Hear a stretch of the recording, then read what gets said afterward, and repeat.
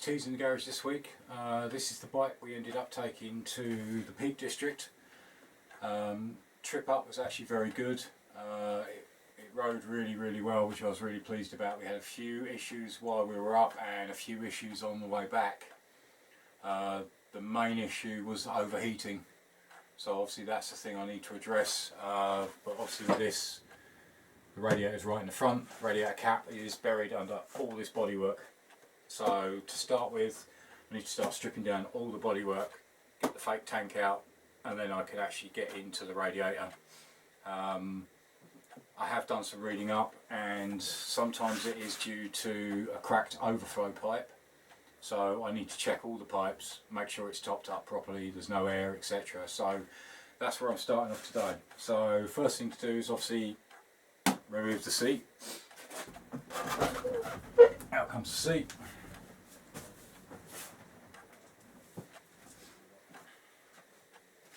Right, next we have to remove this side panel.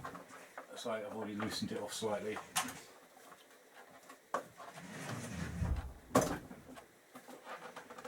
Obviously careful when taking these out because you don't want to break the lugs. I've already removed the other side. So literally next, as you can see there's a screw either side and there's a bolt just here. We need to remove all those. Right, so first of all, let's remove this bolt. This holds in the plastic tank.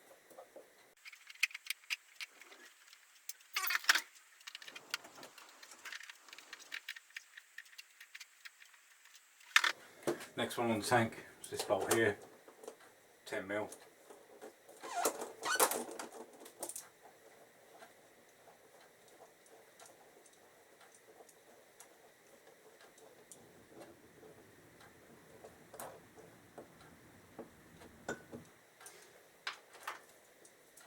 Again, same on this side.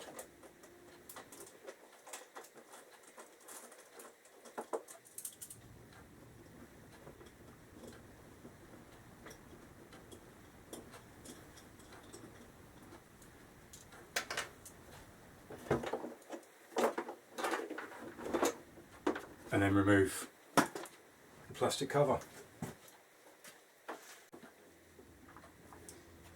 Right, next thing that needs to come off is obviously the wind deflectors.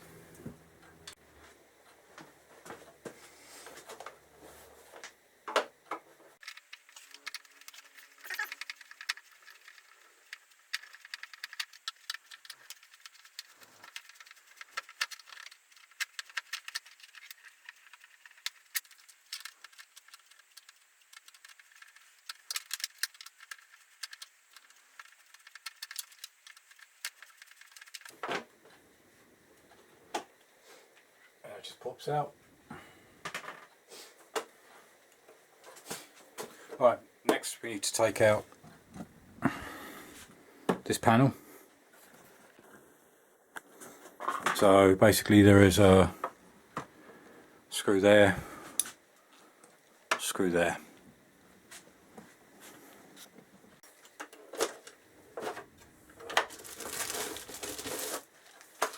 And also there are screws inside the lockable compartment. Again, as always, grab yourself a pot, basically keep all the screws together.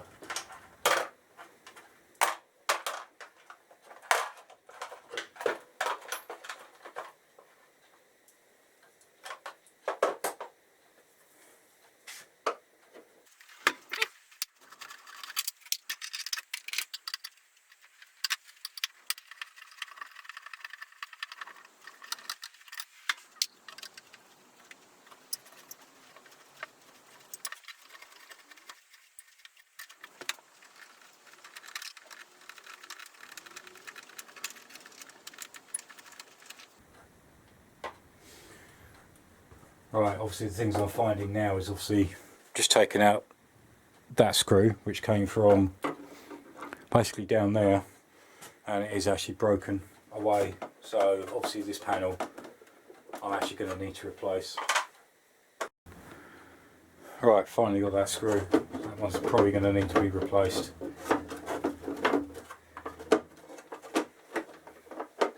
As far as I'm aware, I have every single one. Oh, that's the last thing. Obviously, remove this panel. Just clips back, slides out. Nope, missed a screw. Last one.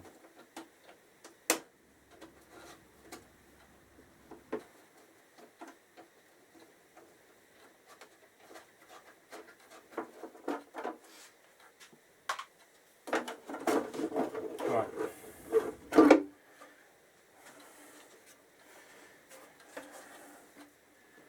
Yeah, that's not in a good way. I say it's snapped. Obviously here I might be able to super glue it back, but if not I'll look for another panel.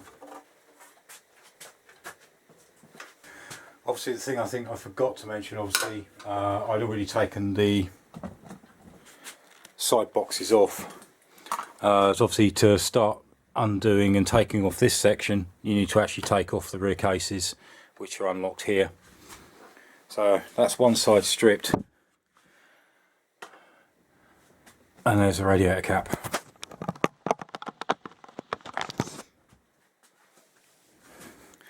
And that's your overflow. It's just in there. So I need to pull part of this fairing, get this fairing off and pull it out to one side so I can reach the overflow. And then I need to check all coolant pipes. I mean that looks pretty pretty furred up, so that's the next job. So again,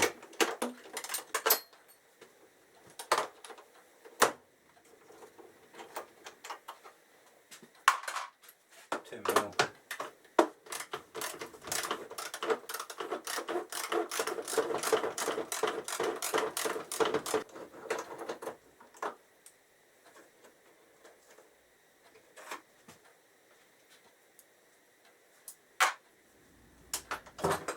And that's the other one. Alright, I've undone the screws for the main belly pan. As you can see, there's another bolt there, another bolt there, so both of those have to come out as well.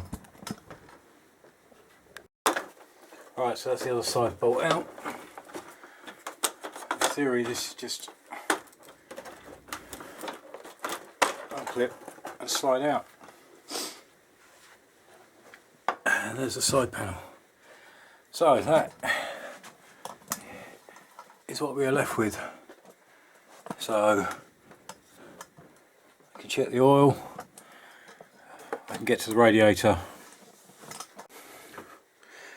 All I have to do now is just repeat the process on the other side. Alright, so that's the overflow bottle. That needs to come out, be slightly drained somewhere else. For no reason the level is actually here. As you can see, there's the up, the low level. This is the pipe, which is the overflow pipe that I need to check is okay. That runs all the way up, comes up through here, and then into the radiator cap. Alright, this is where it starts to baffle me a bit more. As you can see, the coolant level in there. What I am worried about is the state of the cap.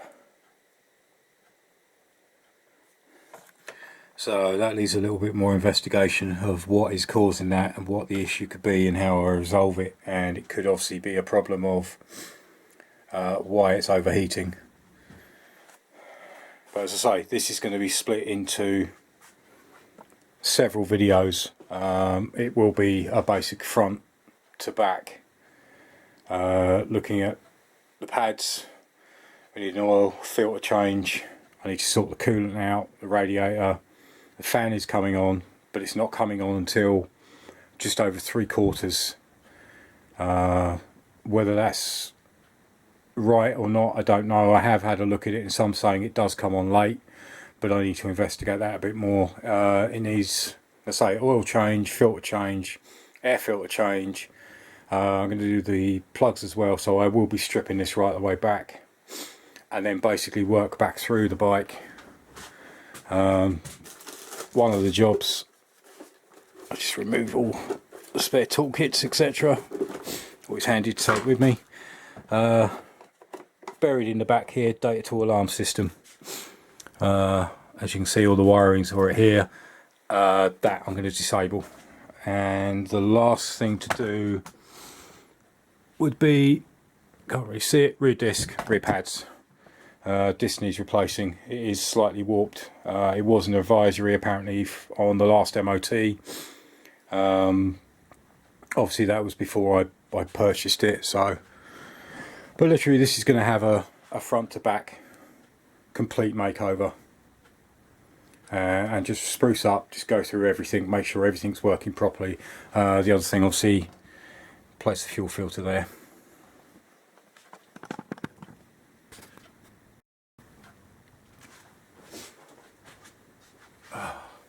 So I hope that was helpful. As I say, anybody who's got an ST can give me any hints or tips, advice, etc. More than welcome. This is a brand new thing to me. I've only had the bike since September. I haven't really ridden it much.